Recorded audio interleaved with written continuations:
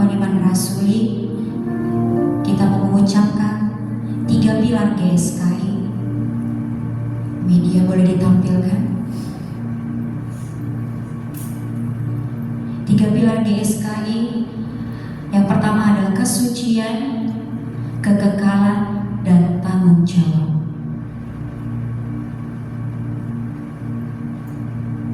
Saya undang Bapak Ibu untuk kita sama-sama berdiri.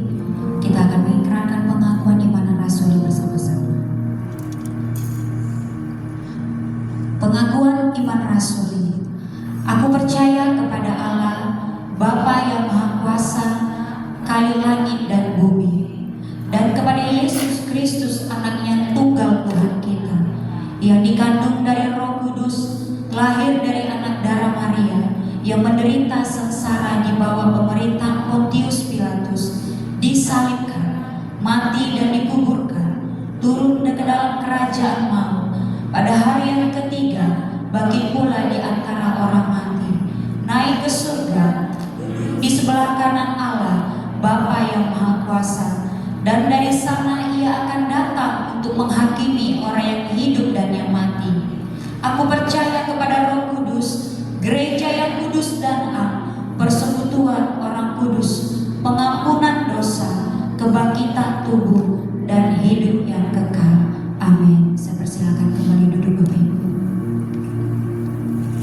Kita akan masuk dalam ibadah kita Bapak Ibu.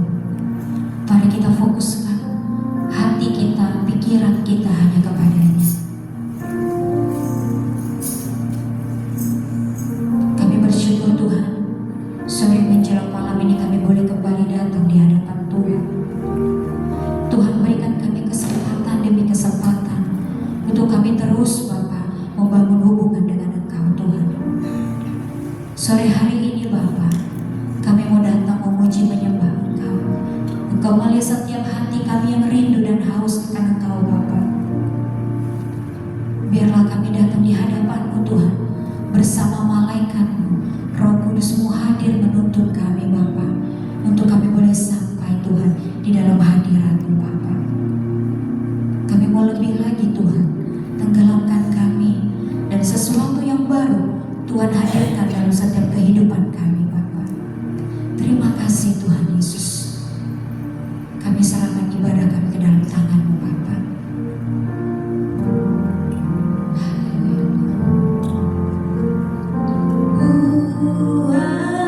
Buatlah sesuatu yang baru.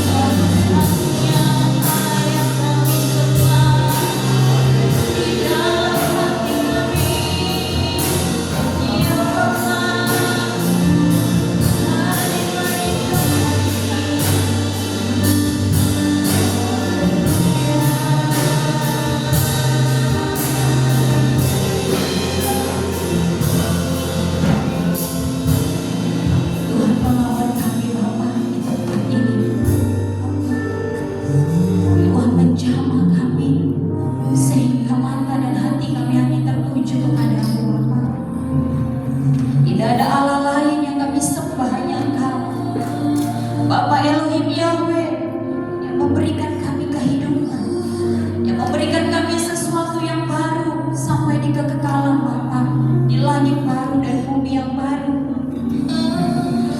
Namun terkadang dunia menyakitkan kami Bapa, mengecewakan kami. Hanya Engkau pengharapan kami.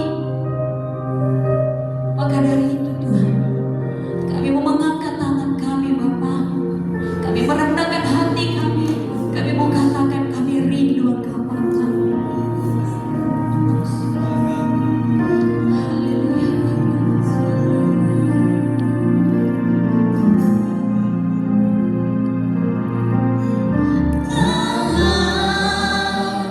Ku angkat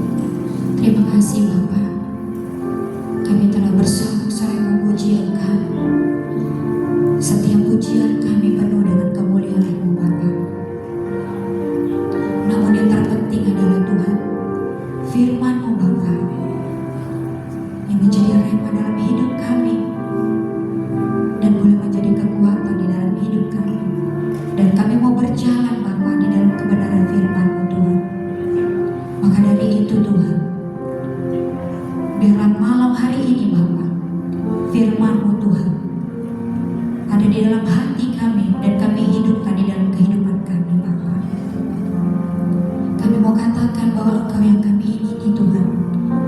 Hanya Engkau Tuhan yang kami butuhkan Bapa. Terima kasih Tuhan.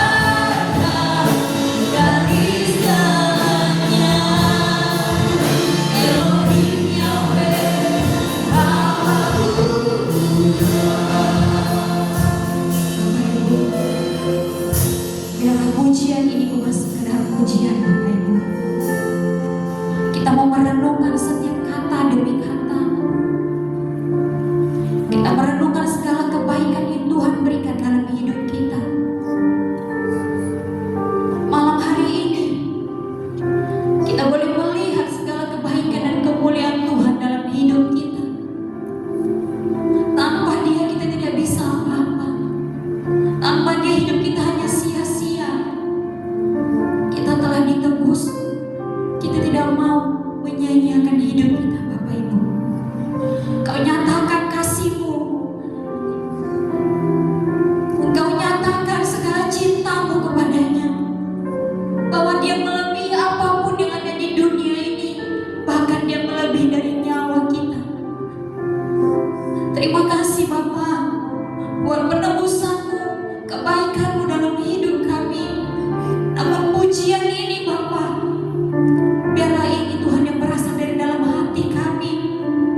Engkau boleh melihat hati kami Tuhan. Dengan kesungguhan hatimu katakan di hadapannya, Engkau lebih dari jauh. Kita pandang dia. Engkau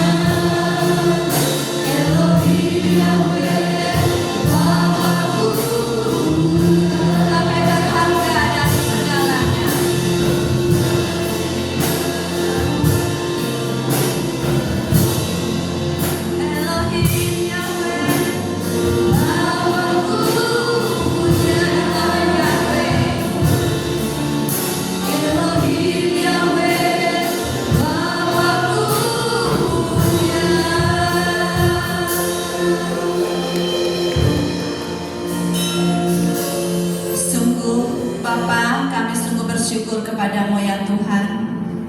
Buat malam hari ini Tuhan, Engkau telah memberi kami Tuhan kesempatan lagi untuk kami boleh memuji-Mu, menyembah-Mu ya Tuhan. Siapakah kami ini Tuhan sehingga Kau layakkan kami memuji menyembah-Mu, semua karena anugerah-Mu, karena Tuhan yang telah menebus kami, melayakkan kami Tuhan untuk menghampiri tahta kasih karunia-Mu ya Bapa. Kau Allah yang Maha Kudus. Terima kasih banyak Bapa. Sungguh Tuhan, kami sangat membutuhkan Engkau Tuhan. Engkau lebih dari segalanya ya Bapa. Di luar Engkau tidak ada kehidupan. Engkaulah sumber kehidupan kami Bapa. Saat ini ya Tuhan, kami sangat membutuhkan kebenaran firman-Mu. Karena firman-Mu Tuhan adalah petunjuk dalam hidup kami. Firman-Mu roh dan hidup yang menghidupkan roh kami. Tuntun kami Tuhan, nasihati kami Tuhan dengan kebenaran firman-Mu. Ajarkan kami Tuhan apa yang Kau kehendaki di dalam hidup kami Bapa. Terima kasih banyak Tuhan Yesus. Roh Kudus, pimpinlah kami semua, urapi kami semua ya Tuhan. Urapi hamba-Mu yang Kau percayakan Tuhan untuk menyampaikan firman-Mu malam ini. Hamba-Mu yang sederhana, tanpa Engkau dia tidak bisa berbuat apa-apa. Tuhan urapi dengan roh kudus-Mu ya Bapa. Urapi juga jemaat-Mu, kami semua Tuhan yang mendengarkan firman-Mu. Kami membutuhkan roh-Mu Bapa, roh kudus menolong kami semua ya Bapa. Sehingga kami semua diberkati oleh kebenaran firman Tuhan. Roh Kudus ambil alih waktu ini, biarlah nama Tuhan saja dipermuliakan.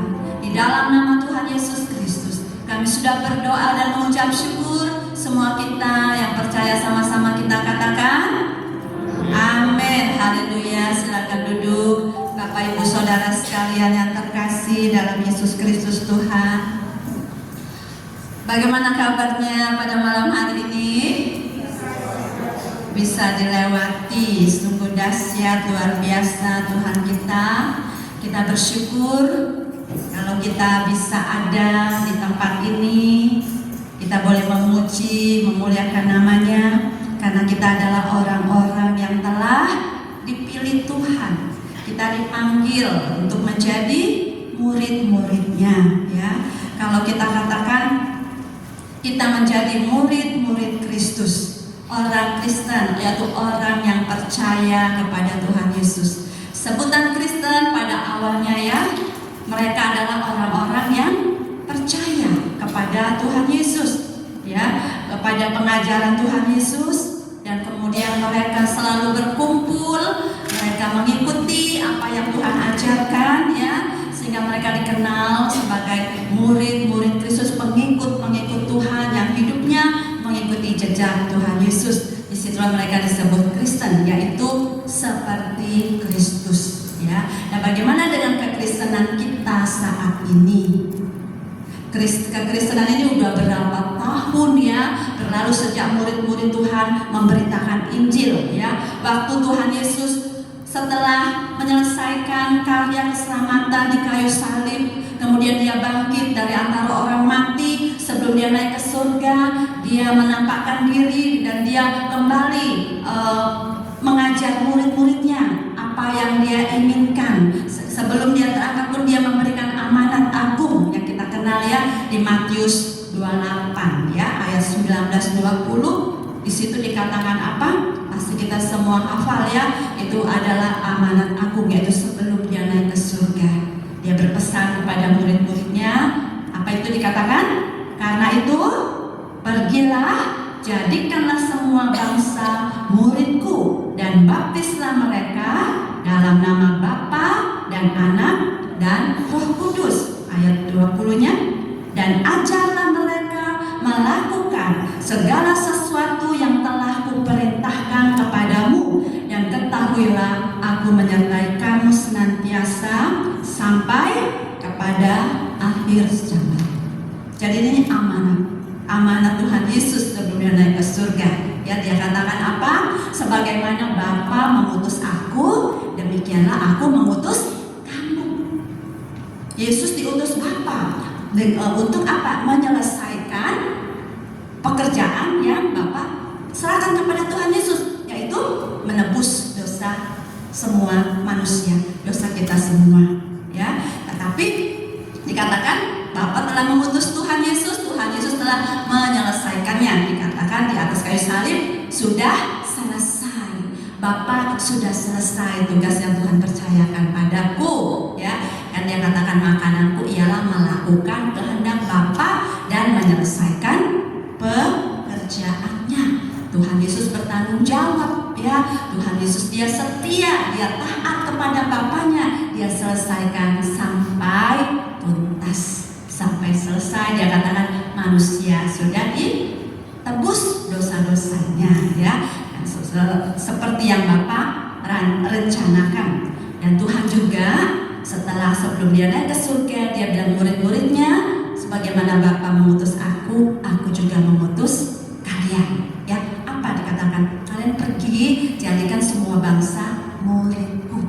Jadi kita harus tahu kenapa dijadikan semua bangsa muridku. Karena murid-murid Tuhan tadinya 12, ya, tapi karena Yudasnya udah mengkhianati Tuhan Yesus dan dia sudah gantung diri, tinggal 11. Tapi nanti akhirnya dicari lagi penggantinya, ya. Tapi 11 murid ini Tuhan mengatakan kepada mereka, muridkan orang lain lagi, pergi jadikan murid. Sebelum mereka bisa memuridkan, kenapa Tuhan suruh mereka muridkan orang lain? Karena mereka pun sudah dimuridkan, bukan? Lebih dulu, ya.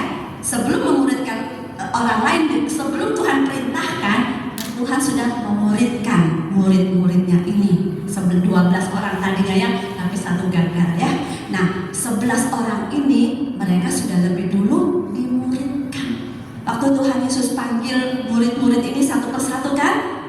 Yang lagi mencala ikan, Petrus yang dengan perahunya, dengan jalannya mari ikutlah aku. Berapa orang ya? Ada yang di meja cukai, Matius ya. Mari ikutlah aku, mari ikutlah aku. Zaman dulu kalau mau menjadi murid seorang guru besar itu nggak bisa sembarangan ya, harus mohon. Bisa nggak kita mau menjadi muridnya, mau berguru dengan dia ya, itu memohon ya, nggak semuanya bisa sampai diterima ya. Kalau kita diterima menjadi muridnya, syaratnya apa? Kita harus tinggal sama guru itu, benar-benar tinggalkan. Kita punya kehidupan yang lama ya, artinya kebiasaan kita apa? Kita mau jadi muridnya, kita harus ikut dengan dia, bersama dengan dia, apapun kemana dia pergi kita harus ikuti. Supaya apa? Dia mentransferkan ya, kita kan mau berguru dengan dia, berarti kan kita mau belajar dari guru itu. Seperti Tuhan Yesus kan, murid-murid itu waktu dipanggil, mereka tinggalkan perahunya, tinggalkan orang tuanya, tinggalkan jalannya, tinggalkan profesi lamanya sebagai nelayan, penjala ikan. Tuhan katakan apa? Mulai sekarang aku jadikan kamu penjala jiwa ya. Tuhan tinggalkan itu, ikut Tuhan Yesus. Jadi murid Tuhan Yesus 3,5 tahun mereka dimuridkan. Selalu Tuhan Yesus bersama-sama mereka, bermalam bersama mereka, melihat apa saja yang Tuhan Yesus lakukan. Makanya dilihat ya, waktu di Matius, Markus, Lukas, Yohanes, bukankah ini kesaksian murid-murid ya yang menulis kan kehidupan Tuhan Yesus. Pagi-pagi Tuhan Yesus berdoa kepada Bapaknya. Apapun ya, mereka pelayanan kemana-kemana, ada ceritanya semua di sini, yaitu kehidupan Tuhan Yesus ya. Semuanya murid-murid menyaksikan dengan mata kepala sendiri, karena benar-benar mereka dimuridkan oleh Tuhan Yesus. Sehingga Tuhan Yesus mentransferkan ya apa yang dia perkenalkan kerajaan surga, dia cerita tentang Bapaknya, bahkan dia ceritakan pada murid-muridnya apa yang Bapak tugaskan dalam hidupnya. Aku nanti akan dianiaya, akan disiksa, akan dibunuh. Aku nanti ada di Yerusalem ya. Mereka mau membunuh aku, menyalibkan aku. Pokoknya dia sudah cerita. Tapi pada hari yang ketiga aku bangkit. Nah, sampai si Petrus kan bilang, jangan Tuhan, jangan ke Yerusalem ya. Petrus melarang Tuhan. Tapi Tuhan bilang, iblis ya, jangan menghalangi rencana Bapa. Jadi murid-murid Tuhan Yesus sudah dimuridkan lebih dulu, sehingga perintahnya muridkan lagi orang lain ya. Nah, begitu juga kita. Waktu kita menjadi percaya, kita orang Kristen jangan hanya puas dengan saya sudah menjadi Kristen. Bukankah kita dahulu kayaknya kalau waktu kita belum percaya kepada Tuhan Yesus, masih di luar Tuhan ya, kita waktu diinjili, kita ada orang yang menginjili kita, bukankah percaya Tuhan Yesus pasti kamu dapat hidup yang kekal ya. Kalau saya dulu begitu ya, malah diri selalu besok mati mau kemana. Jadi selalu diarahkannya, mati kamu nggak tahu kan hari matimu kapan ya kan. Kalau mati kamu tahu nggak kamu masuk surga atau masuk neraka. Selalu diajarkan seperti itu ya waktu menginjil seseorang gitu ya. Jadi iya ya, saya nggak tahu. Nah, percaya Tuhan Yesus. Kalau kamu percaya Tuhan Yesus, kamu pasti dapat hidup yang kekal ya. Betul, itu memang kita mendapatkan hidup yang kekal. Tetapi ya, percaya kepada Tuhan Yesus itu bukan semata-mata dipindahkan dari neraka ke surga. Kalau begitu percaya Tuhan Yesus, udah langsung aja masuk surga ya kan. Tetapi tujuannya apa? Diselamatkan itu artinya tidak sekedar dipindahkan dari neraka ke surga, bukan bicara soal tempat itu, tetapi artinya diselamatkan itu artinya diubahkan. Hidupnya diubahkan dari manusia yang sudah jatuh dalam dosa, yang punya kodrat dosa, yang hidupnya sudah jauh dari Tuhan, memberontak kepada Tuhan, ada sifat-sifat dosanya ya, iri hatinya, cemburunya, dendamnya, kepahitannya, apalagi semua. Nah, itulah mau diubahkan Tuhan untuk memiliki kodrat ilahi, yaitu kodrat anak Allah. Tujuannya jadi diselamatkan itu adalah untuk mengubah kehidupan. Makanya setelah kita percaya Tuhan Yesus, setelah dibaptis, kita semua masih Tuhan berikan waktu, bukan? Kesempatan sampai saat ini kita masih hidup. Ini untuk apa? Untuk terus proses apa? Untuk apa perubahan? Perubahan kemana? Perubahan untuk menjadi manusia yang Dia rancangkan. Siapa itu? Coba kita lihat Roma 8 ayat 29. Roma 8 ayat 29. Yuk sama-sama kita baca. Sebab semua orang yang dipilihnya dari semula, mereka juga ditentukannya dari semula untuk menjadi serupa dengan gambaran anaknya, yaitu Yesus, supaya ia, yaitu Yesus anaknya itu, menjadi yang sulung di antara banyak saudara. Ya, coba kita renungkan hidup kita. Kapan kita pertama kali percaya Tuhan Yesus? Mungkin 10 tahun yang lalu, 20 tahun yang lalu. Kalau saya umur segini, mungkin 40-50 tahun yang lalu udah percaya Yesus dari sekolah minggu. Terus kita lihat hidup kita sekarang. Sampai di mana pertumbuhan iman kita? Bukankah banyak perubahan dalam hidup kita?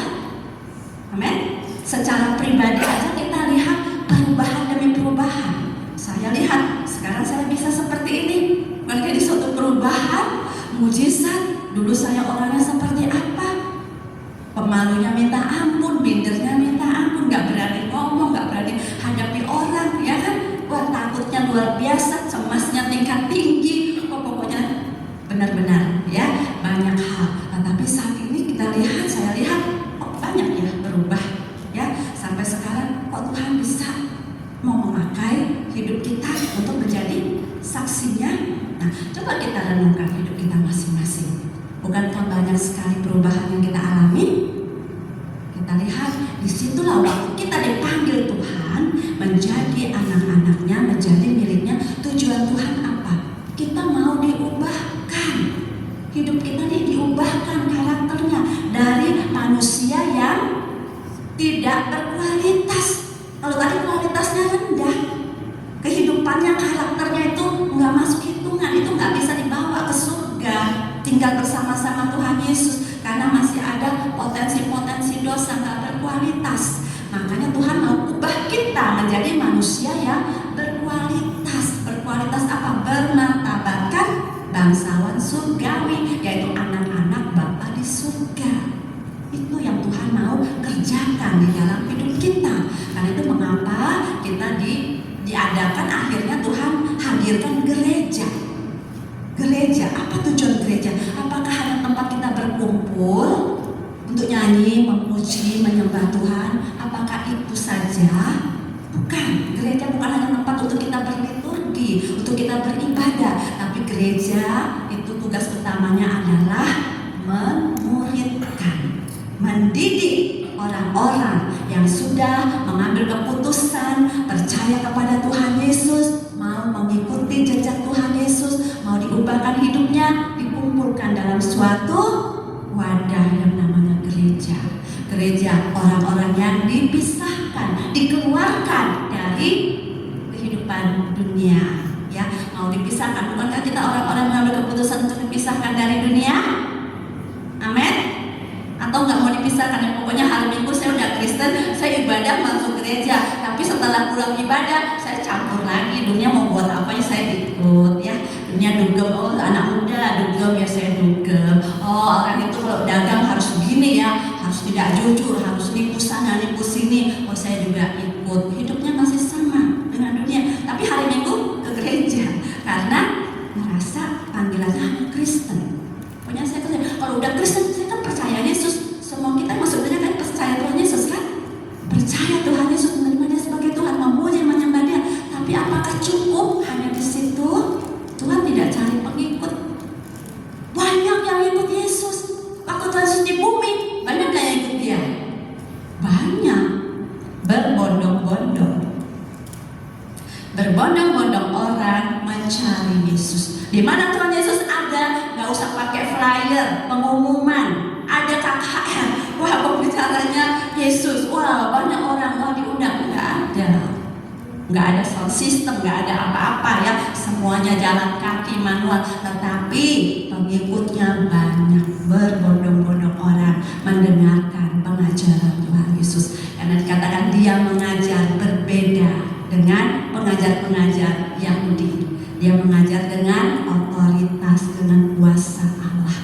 Ya, nah banyak orang berbondong-bondong ikut dia. Apakah Tuhan bangga dengan orang yang banyak itu?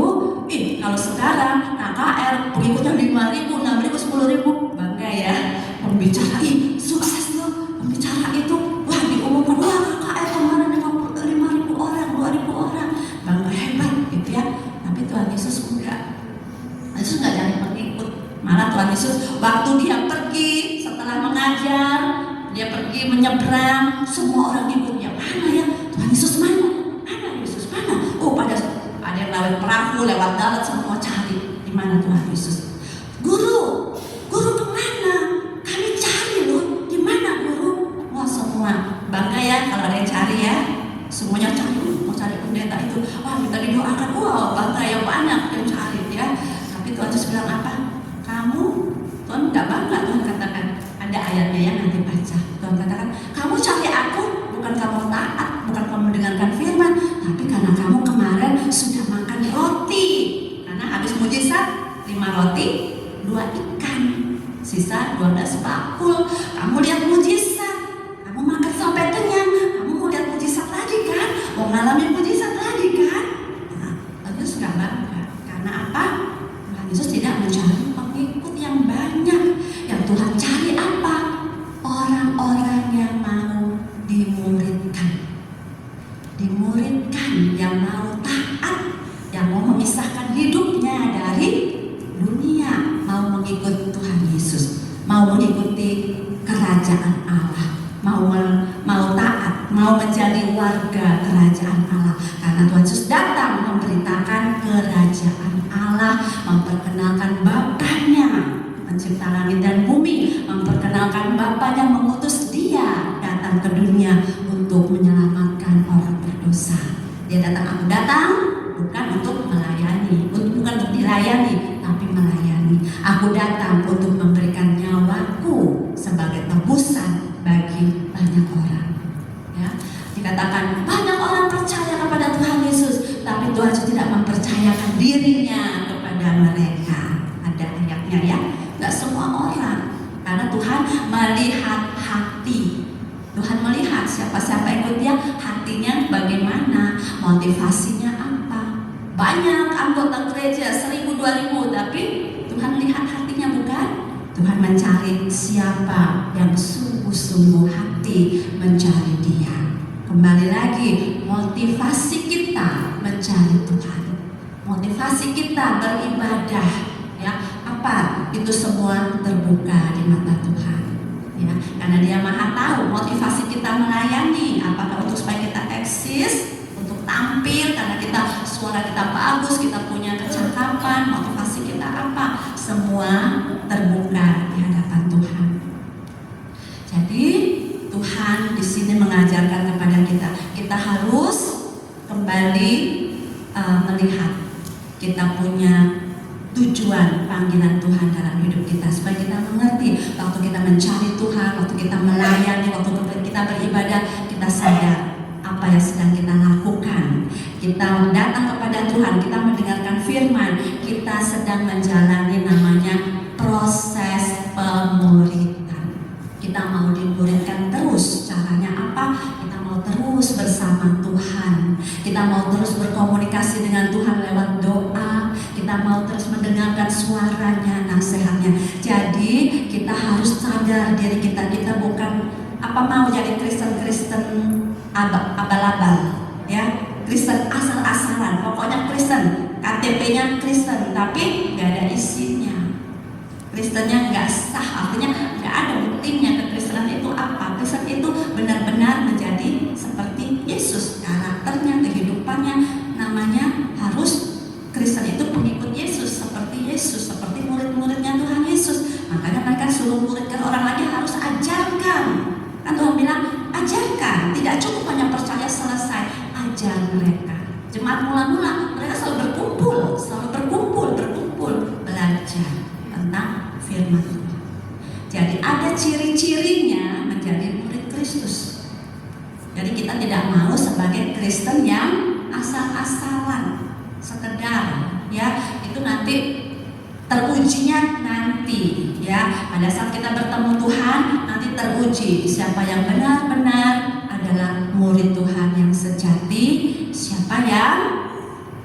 bukan murid Tuhan yang sejati. Karena itu sejak sekarang kita mau menjadi murid Tuhan yang sejati. Artinya benar-benar seperti yang ada pada perspektif Tuhan. Murid itu seperti apa? Kalau murid Yesus harus seperti Tuhan Yesus. Tadi dipanggil serupa dengan Tuhan Yesus. Kita lihat ciri-ciri murid Tuhan Yesus. Tentunya kita mau belajar ya, supaya kita tahu, jangan kita jadi murid-muridan.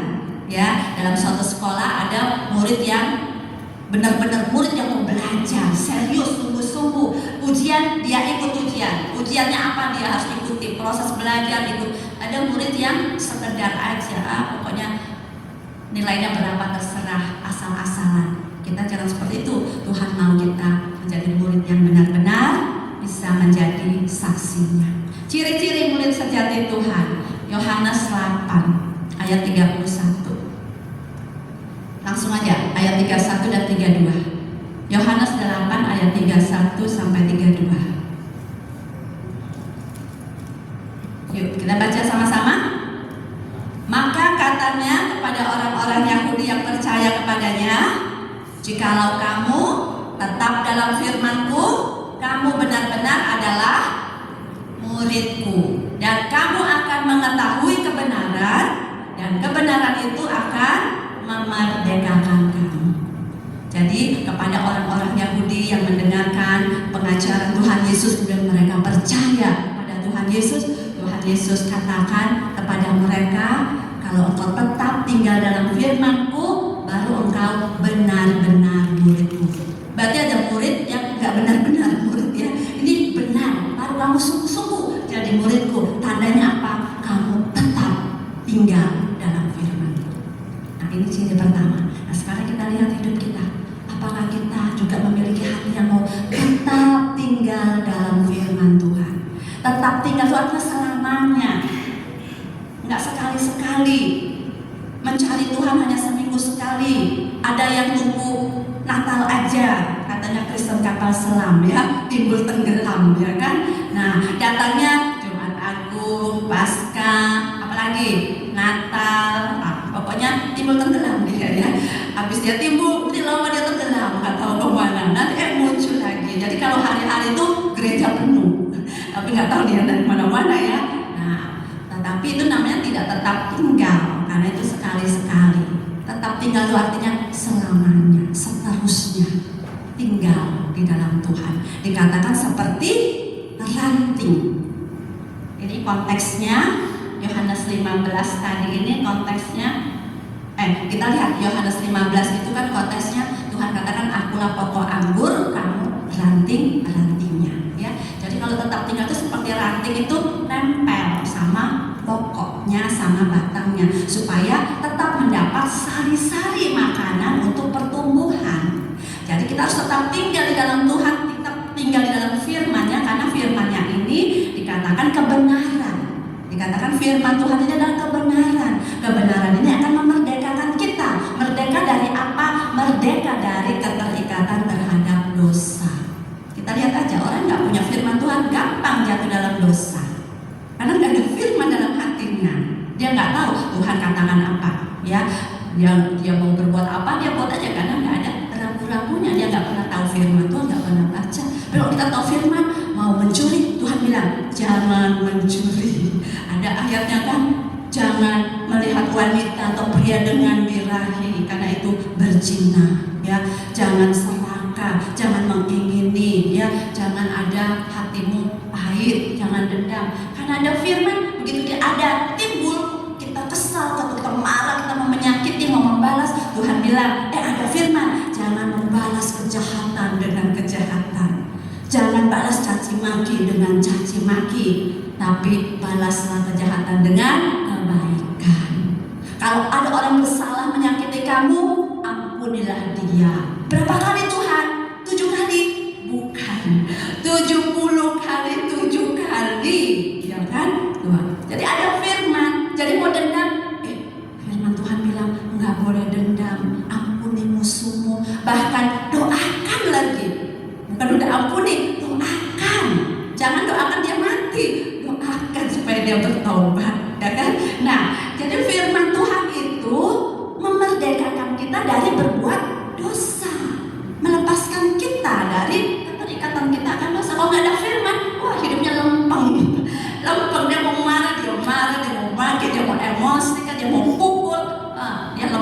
aja karena nggak ada firman. Karena itu kalau kita mau mengikut Tuhan Yesus, jadi murid Tuhan Yesus, akhirnya goalnya akan menjadi serupa dengan Tuhan Yesus. Kan kita lihat bagaimana Tuhan Yesus dicaci, dimaki, dihina, dia tidak membalas, dia diam, 1000 bahasa. Ajarku diam, kata Pak Eras ya. Diam, ya kan? Nah, Pak Eras sudah ajarin karena Pak Eras punya firman. Pak Eras selalu mengajarkan firman. Dia mau dibully, dia mau difitnah, dia apa? Ajarku diam. Jadi minta Tuhan, ajarlah aku diam, sabar, karena Tuhan yang menghakimi. Penghakiman, pembalasan itu milik Tuhan, bukan milik kita. Ini firman Tuhan menjaga kita merdeka terhadap dosa, terikatan dosa. Dosa apa aja? Iri hati, cemburu, khawatir, cemas, serakah, kesombongan, tinggi hati. Nah, itu kan semua ada firmannya. Tinggi hati mendahului kehancuran. Nah, mau hancur atau mau benar? Ya kan ada firmannya semua. Firman, kita tetap tinggal dalam firman, artinya mencintai firman Tuhan, tetap tinggal dalam firman, dan firman Tuhan itu adalah pribadi Allah sendiri.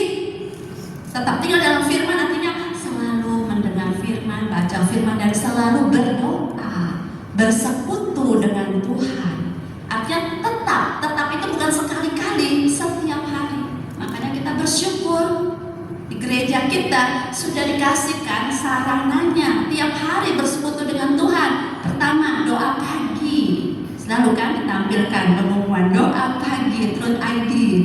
Ya, jam 5 pagi. Ya, siapa yang taat, siapa yang setia, dia akan merasakan manfaatnya.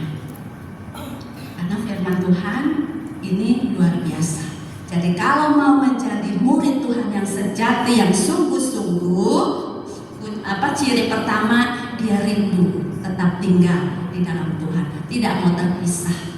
24 jam Tuhan, aku mau tetap bersamamu. Nggak rugi Bapak Ibu, bersama Tuhan selamanya. Kayak kasihnya tak berubah, cintanya selalu ada. Dia Immanuel, dia menuntun kita, terus kita nggak mau bersama dia. Yang rugi bukan dia, bukan Allah, yang rugi kita. Kita nggak mau dituntut, kita jalan sendiri, kita kena nggak tanggung jawab ya, karena kita keluar dari perlindungan Tuhan. Justru kalau kita menyadari Allah kita itu Bapa kita, dia Allah Bapa kita Immanuel yang mengasihi kita, yang mencintai kita, bahkan dia mati bagi kita, menebus kita, merelakan nyawanya untuk kita. Dia mau kita selalu bersama dia supaya apa? Kita aman dalam perlindungannya. Kita aman, kita dipelihara. Dia Bapa, dia sumber. Allah sumber kuatku. Dia sumber segala-galanya. Sumber kekuatan, sumber pengharapan, sumber berkat, sumber hikmat, sumber apa lagi? Semua yang kita butuhkan ada pada Allah. Dia maha kuasa, menciptakan langit dan bumi, memberi nafas kehidupan. Dia segalanya. Jadi kalau kita tidak mau tetap di dalam dia, mau keluar dari dia, yang merugi kita, rugi besar. Kalau kita mengerti, kita bijaksana, nggak ada kan yang mengalami kerugian, ya. Kalau nggak mau rugi, mari kita mau jadi murid Tuhan yang sungguh-sungguh mau tetap melekat. Tuhan, aku rindu bersamamu. Kayak tadi ya, tanganku angkat padamu, kau beserta salahku, mau tetap tinggal bersamamu terus.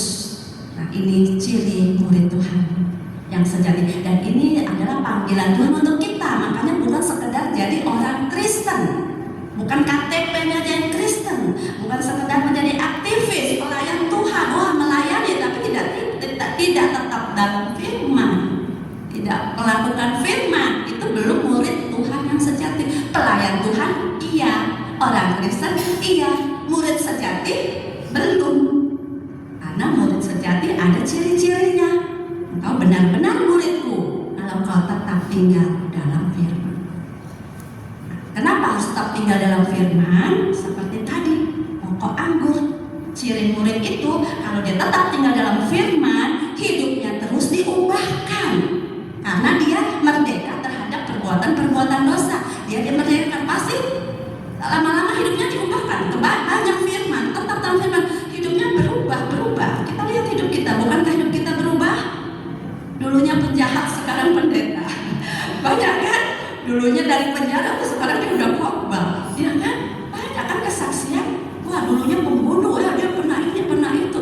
Nah, sekarang udah berubah. Tuhan mengubahkan. Hidup kita pun berubah. Dari apa yang kita dulu, sekarang apa kita sekarang. Makanya di dalam Tuhan hidup kita tidak pernah sama, bukan? Hidupku takkan sama. Sejak kita kenal Yesus, hidup tidak sama lagi. Karena apa? Ada proses pembaharuan. Ada proses perubahan hidup. Karena Tuhan membuat sesuatu yang baru, memberikan hidupnya sendiri di dalam hidup kita. Rohnya, Roh Kudus memimpin ke dalam seluruh kebenaran.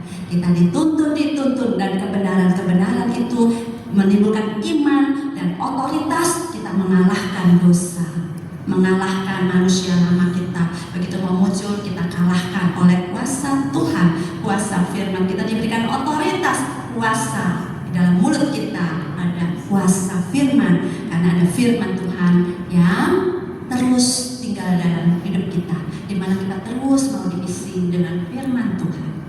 Itu yang pertama. Yang kedua, kalau dia benar murid Tuhan, melakukan langkah ini, tetap bersekutu dengan firman, tetap tinggal dalam firman, terus terkoneksi dengan firman seperti ranting yang melekat, nempel pada pokok anggur, akan terjadi hal yang kedua. Yohanes 15 ayat 8. Yohanes 15 ayat 8.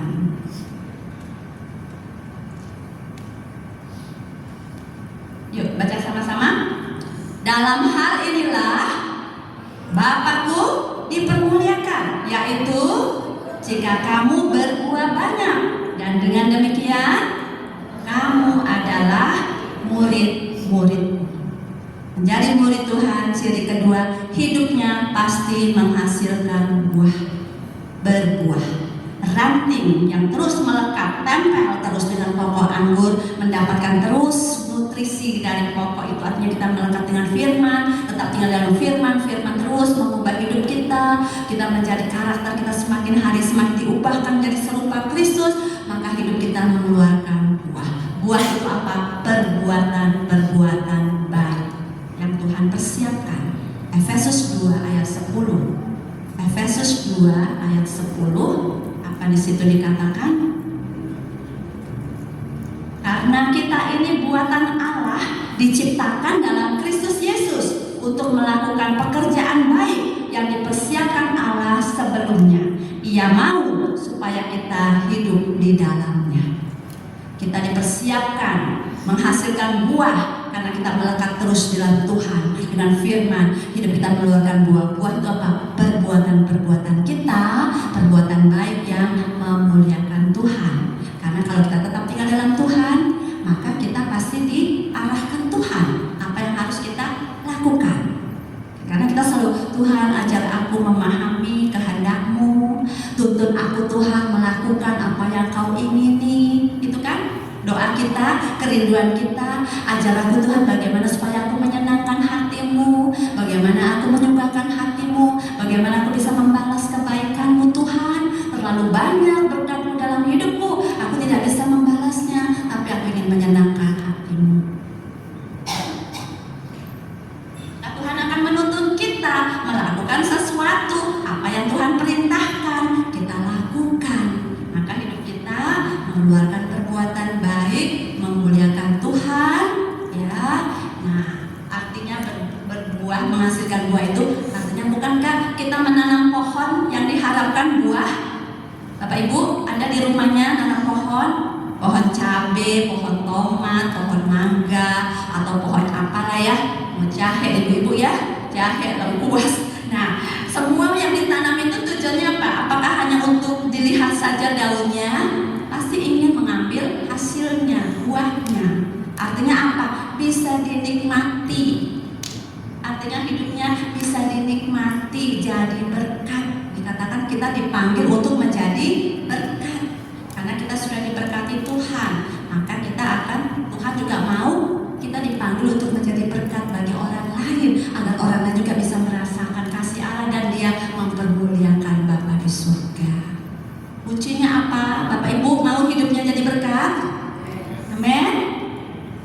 sebagai murid Tuhan yang sejati, kalau kita menjalani proses pemuridan yang benar, pasti ini terjadi. Hidupnya pasti berbuah, menghasilkan berkat, menjadi berkat. Syaratnya apa untuk bisa menjadi berkat? Taat. Taat pada apa yang Tuhan perintahkan. Abraham, bukankah dikatakan oleh keturunanmu semua bangsa di bumi mendapatkan berkat? Dari satu orang Abraham, seorang yang sederhana, tapi dari keturunannya semua bangsa di bumi mendapatkan berkat. Karena apa? Dari keturunan Abraham lahir Mesias, Yesus Kristus. Karena apa? Hanya karena taat. Abraham taat, kuncinya hanya taat. Keluar dari Ur Kasdim, ikuti ke negeri yang aku perintahkan. Abraham nggak tanya dia kemana, bagaimana, nanti gimana. Enggak, dia hanya percaya karena Tuhan janjikan, aku akan memberkati engkau, aku akan melindungi engkau. Pokoknya Tuhan ada janji ya di Kejadian 12. Terakhir, oleh keturunanmu semua bangsa di bumi mendapat berkat. Hidup Abraham jadi berkat. Lewat keturunan dia semua bangsa dan diberkati karena dia taat, Mesias bisa dihadirkan. Kemudian apalagi? Bukankah hidup Yesus menjadi berkat buat seluruh dunia? Amin. Karena apa? Ketaatannya. Karena Yesus taat kepada Bapa. Beda dengan Adam ya. Adam pertama, Yesus Adam terakhir. Adam terakhir taat kepada Bapa sehingga kita semua selamatkan. Adam pertama gagal taat kepada Tuhan. Perintahnya hanya jangan makan buah ini. Jangan makan. Semua kamu boleh makan. Hanya satu ini jangan makan. Tapi Adam pertama nggak puas, sudah makan semua. Yang satu pun dia mau coba, ya. Nggak puas, dia gagal. Tapi karena dia gagal, dia tidak memberi berkat, tapi warisan dosa yang diberikan karena tidak taat. Tetapi Adam terakhir, yaitu Tuhan Yesus Kristus, Adam terakhir dikatakan dia taat kepada Bapa. Ya, banyak hal yang Tuhan alami, cobaan apapun yang Tuhan alami ya, tetapi dia tetap memilih untuk taat kepada Bapa sehingga dia dapat menyelesaikan rencana Bapa dan kita semua diselamatkan. Kita bisa makan tubuh Kristus, darah Kristus karena Tuhan Yesus sudah taat sampai mati, menyerahkan nyawanya supaya kita tidak mati tapi kita dihidupkan. Karena pengorbanannya kita ditebus, kita diselamatkan, dibebaskan, dimerdekakan, dibenarkan, dan kita dimuliakan, dijadikan anaknya, diubahkan hidup kita supaya kita dimuliakan bersama-sama Dia di dalam kerajaannya. Inilah kuncinya. Jadi kalau kita mau menjadi murid Tuhan yang sejati, kita mau tetap tinggal dalam firman Tuhan, kita tetap mau bersekutu dengan Tuhan, kita sadar kita ini siapa, ya, maka kita pasti hidup kita nggak usah kita pikir, aduh nanti kok jadi berkatnya bagaimana ya, nggak usah dipikirkan. Abraham memang dia pikirkan, dia mau jadi berkat, dia udah meninggal jauh-jauh hari ya, sebelum keturunannya tuh masuk, udah ditawan, di Babel, di Mesir, tanah Kanaan, sampai keturunan Daud, baru Yesus lahir dari Yusuf dan Maria kan. Abraham udah gak lihat semuanya itu, tapi itu semua digenapi dari keturunannya Abraham, lahir Mesias. Dia gak pernah berpikir kan, tapi janji Tuhan digenapi oleh satu orang Abraham, Mesias hadir. Begitu juga hidup kita. Kita akan menjadi berkat, tidak beda dengan Abraham. Kita tidak menurunkan Mesias lagi, Mesias sudah hadir, ya. Kita tidak menjadi berkat. Tuhan Yesus juga sudah punya garis sendiri, dia menjadi berkat bagi kita semua dengan menyerahkan nyawanya. Masing-masing kita pun akan menjadi berkat, tapi masing-masing punya tujuannya. Di mana kita jadi berkat? Kuncinya taat. Waktu kita mau menjadi murid Tuhan yang benar-benar taati apa yang Tuhan lakukan, ajarkan, Tuhan perintahkan. Makanya kenapa perlu terus berkomunikasi dengan Tuhan supaya peka apa yang Tuhan mau kita lakukan. Kan ada lagunya kan, Bapa tolong aku dapat mengerti apa yang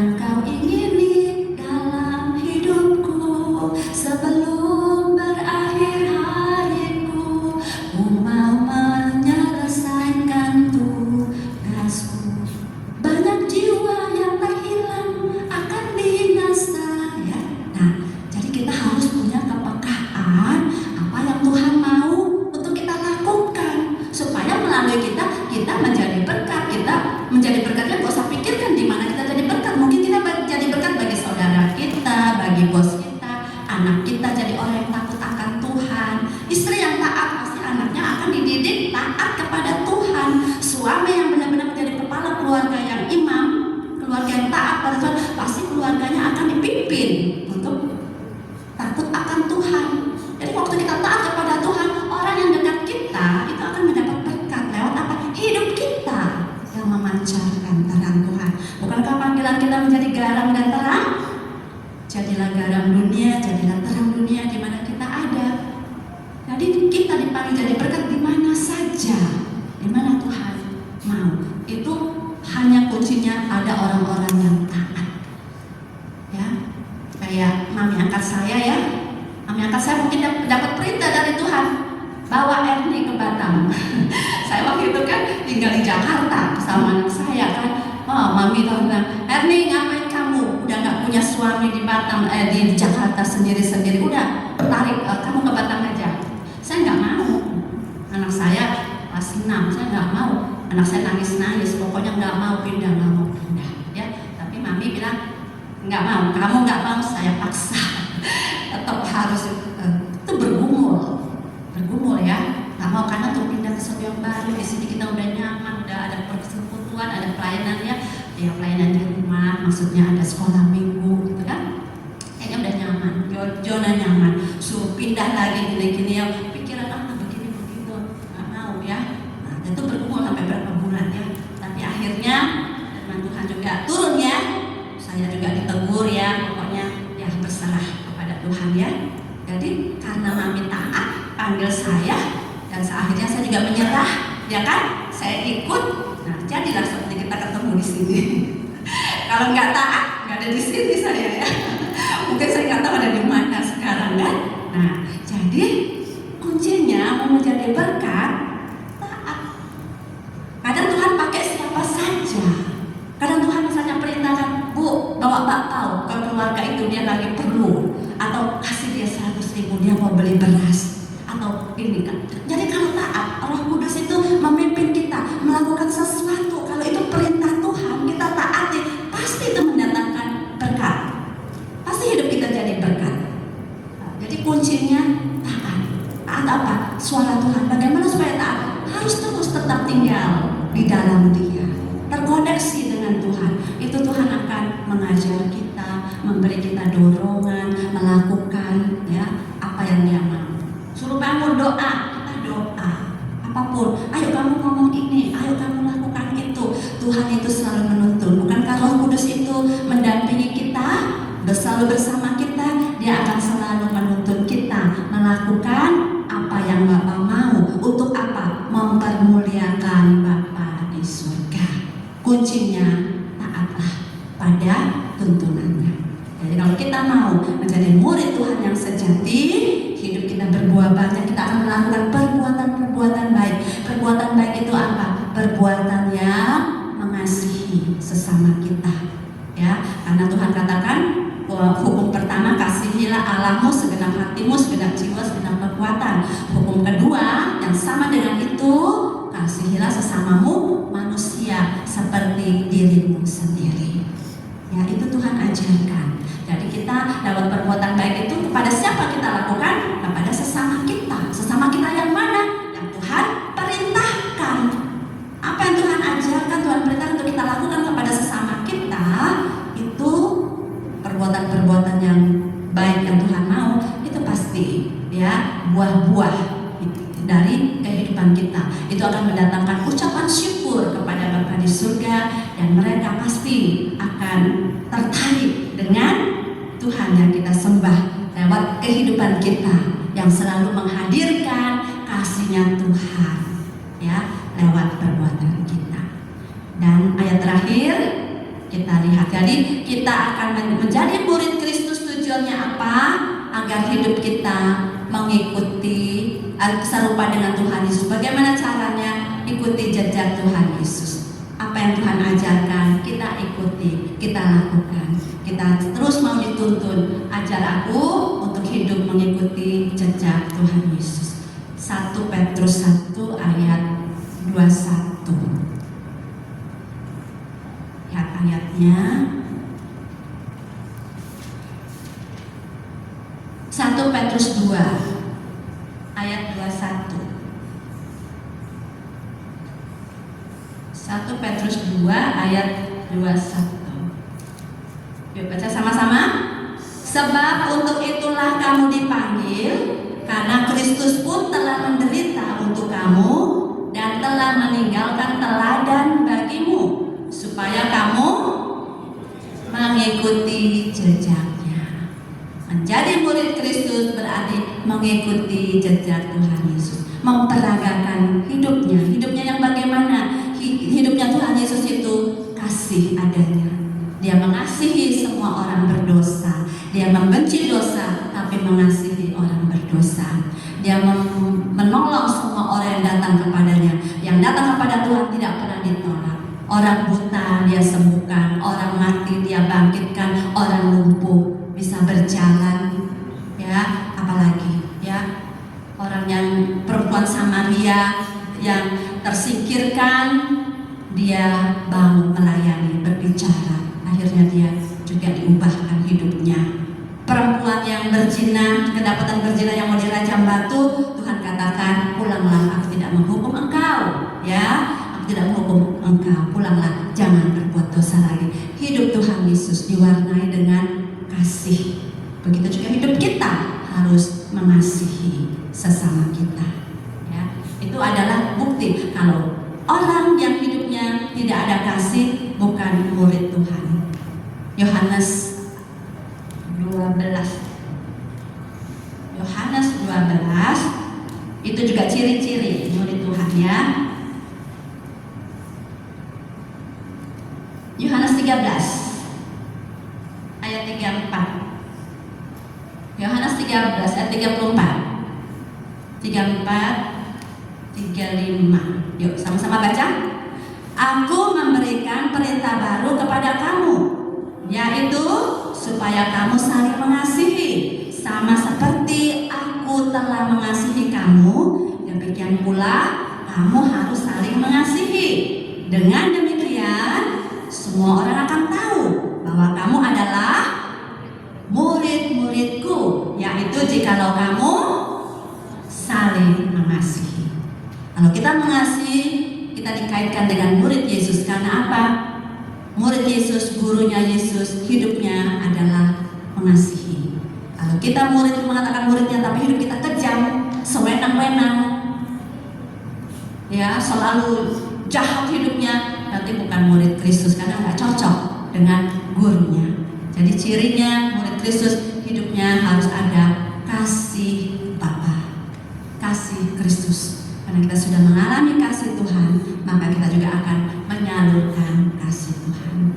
Kita yang sudah menjadi murid Tuhan, kita juga akan memuridkan lagi orang lain. Sebagaimana kita pun hasil dari rasul-rasul yang melaksanakan panggilannya, memberitakan Injil, memanggil semua orang menjadi murid. Dan kitalah buah-buahnya. Kita pun harus melakukan hal yang sama.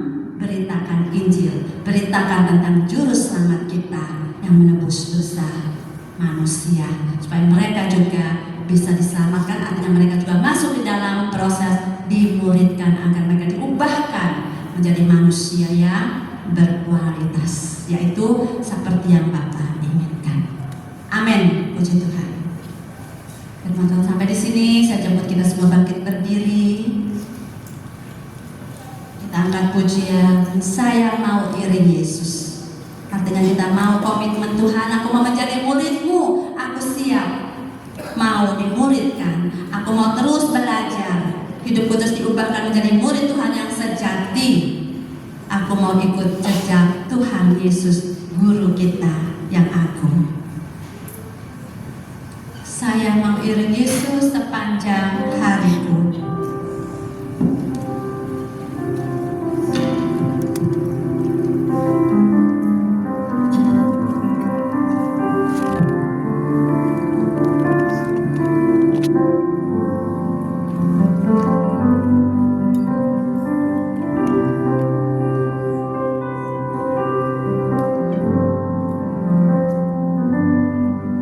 Saya mau iring Yesus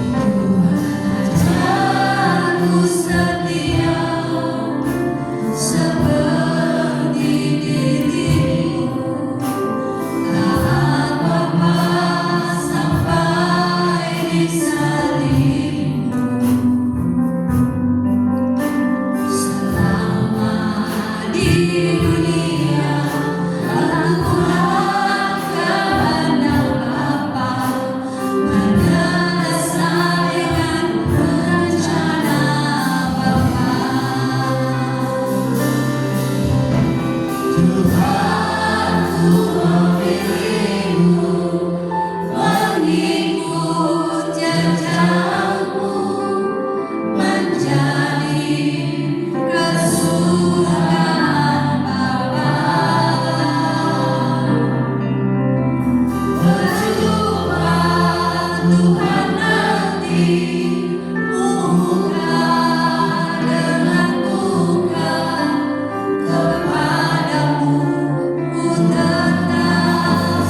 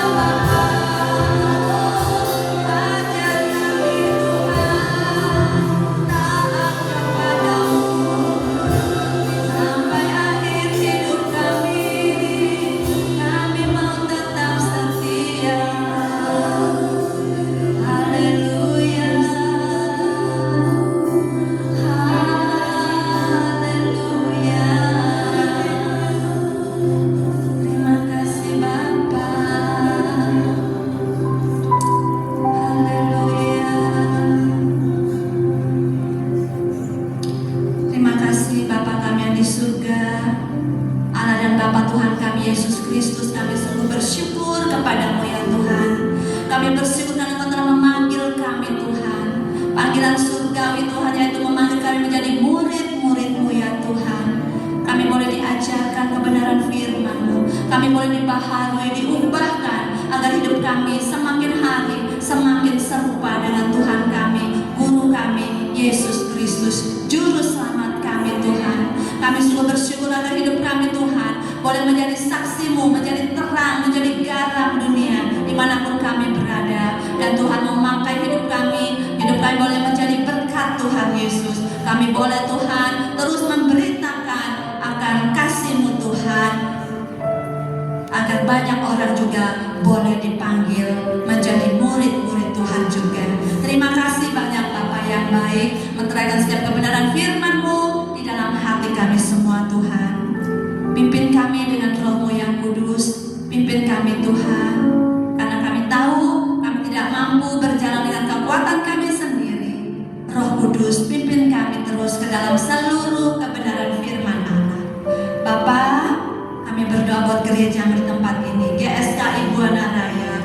Tuhan telah memilih gereja-Mu ini Tuhan menjadi salah satu alat-Mu Tuhan di kota Batam ini, khususnya di Batu Aji, menjadi tempat untuk terus Tuhan memperlengkapi murid-murid-Mu Tuhan yang terus mau dibentuk ya Bapa, agar terus diubahkan hidupnya menjadi serupa dengan Tuhan Yesus Kristus lewat setiap kebenaran-kebenaran firman Tuhan yang disampaikan melalui tempat ini.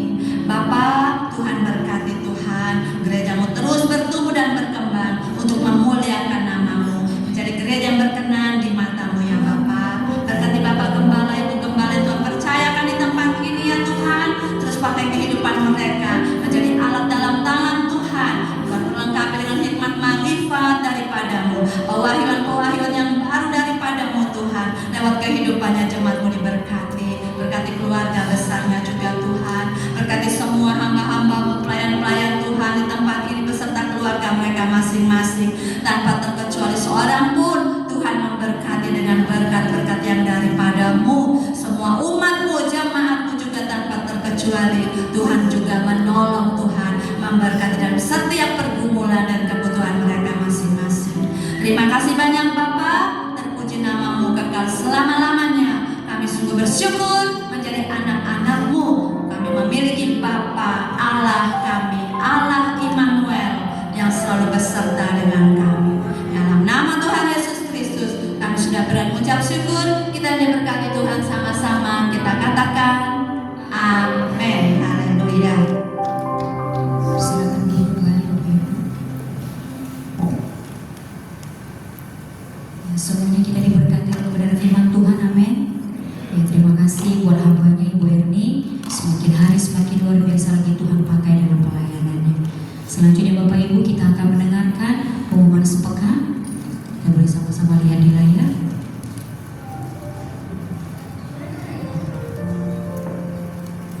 Kami menginformasikan buletin ibadah sepanjang minggu. Kami mengundang Bapak Ibu beribadah bersama kami di ibadah raya setiap hari Minggu. Sesi pertama pukul 8 pagi dan sesi kedua pukul 7 malam. Shalom teman-teman, yuk datang ke ibadah kids setiap hari Minggu pukul 8 pagi di lantai 2 GSKI Buana Raya. Jangan lupa ajak saudara dan teman-teman lainnya. Tuhan Yesus memberkati. Hai semuanya, kami mengundang kalian untuk datang di Teens Creative Ministry dan setiap hari Minggu jam 8.30 di lantai 1 GSKI Buana Raya. Kami tunggu ya kedatangannya. Seluruh pelayan dan calon pelayan wajib hadir di ibadah doa pelayan setiap hari Selasa pukul 8 malam di lantai 2 GSKI Buana Raya. Kami mengundang Bapak Ibu yang belum bergabung di ibadah ponsel, mari bergabung bersama dengan kami setiap hari Rabu di wilayah yang terdekat dengan rumah saudara. Mari doa malam bersama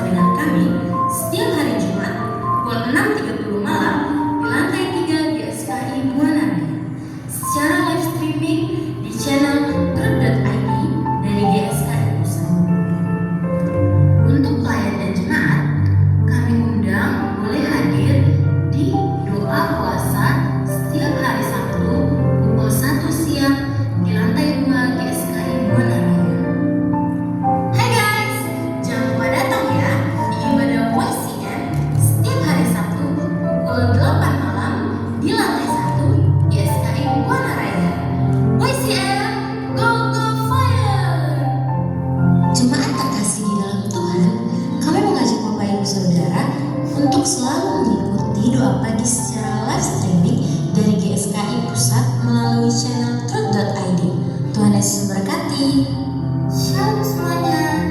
Yuk follow akun sosial media gereja kita di Instagram, YouTube, dan Facebook di @GSKI-Raya Batam. Di sana kami akan update tentang kegiatan-kegiatan gereja dan info-info terkini.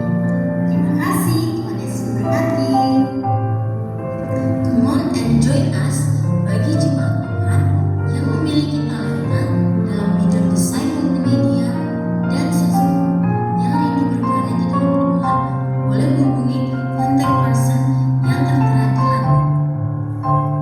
Kami membuka kesempatan bagi jemaat Tuhan yang memiliki talenta di bidang musik seperti keyboard, bass, dan drum untuk bergabung bersama kami dengan menghubungi nomor yang sudah tertera di layar. Telah dibuka kelas baptisan dan konseling pranika bagi jemaat terkasih yang ingin mengikuti kelas baptisan atau konseling pranika dapat menghubungi sekretariat gereja. Selamat datang bagi Bapak, Ibu, Saudara yang baru pertama kali hadir di ibadah bersama dengan kami.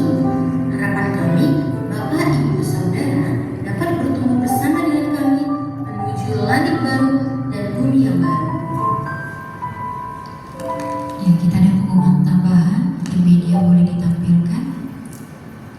Ya, ibadah kenaikan Tuhan Yesus hari Kamis tanggal 29 Mei jam 8 pagi, hanya satu kali ibadah ya Bapak Ibu. Jadi diingatkan kembali kepada kita, Bapak Ibu boleh ingatkan keluarganya, temannya, yang tanggal 29 kita hanya satu kali ibadah. Ya, demikian pengumuman kita sepekan. Adakah Bapak Ibu yang baru pertama kali hadir beribadah pada malam hari di tempat ini? Jikalau ada, kami rindu untuk mengenal Bapak Ibu. Kami undang untuk bangkit berdiri. Tidak ada, semuanya kita jemaat-jemaat yang setia, amin. Amin. Kita akan memberikan persembahan Bapak Ibu. Namun sebelumnya kita bersatu dalam doa yang dipimpin oleh Ibu Serti. Kami bersyukur Tuhan untuk malam hari ini kami boleh beribadah kepada Tuhan. Terlebih kami menerima berkat firman Tuhan yang baru. Terima kasih Bapa. Kami diingatkan, diajarkan kembali agar kami terus Tuhan menjadi murid-murid sejati di hadapan Tuhan. Roh Kudus menolong kami dan berkati hamba-Mu yang sudah menyampaikan firman-Mu di atas kami Tuhan. Seluruh kehidupan hamba-Mu Tuhan yang memberkati, dan kami seluruh umat-Mu pun diberkati oleh Tuhan. Kalau saat sebentar kami akan berikan persembahan, ajar kami dengan pimpinan Roh Kudus-Mu untuk kami boleh memberi persembahan yang layak dan berkenan di hadapan Tuhan. Dan dengan sukacita kami memberikannya di hadapan Tuhan. Terpujilah Engkau, dalam nama Tuhan Yesus kami berdoa. Amin. Kita akan memberikan persembahan, kita angkat pujian Dia Immanuel.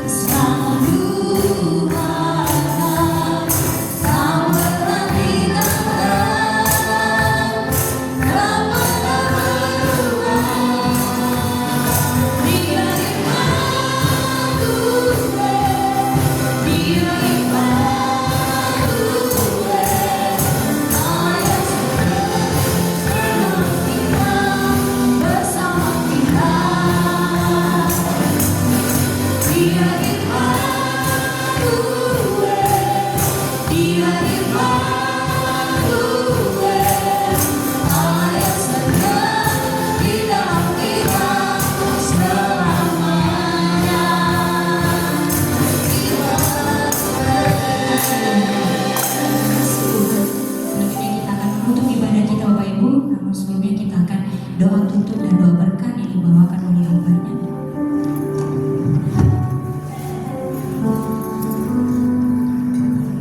Bapa, kami bersyukur, berterima kasih karena Engkau Tuhan kami yang kami sebut Immanuel, yang menyertai menyertai kami Bapa yang baik. Terima kasih Bapa, kami bersyukur buat kebenaran firman-Mu, sungguh memberkati kami. Hendaklah setiap kami orang percaya menjadi murid yang sejati ya Bapa yang baik. Terima kasih Bapa, berkati firman-Mu, berkati hamba-Mu Pendeta Ibu Hetty yang sudah menyampaikan firman-Mu Bapa. Terima kasih Bapa, berkati kami semua umat-Mu yang hadir pada malam hari ini Bapa yang baik.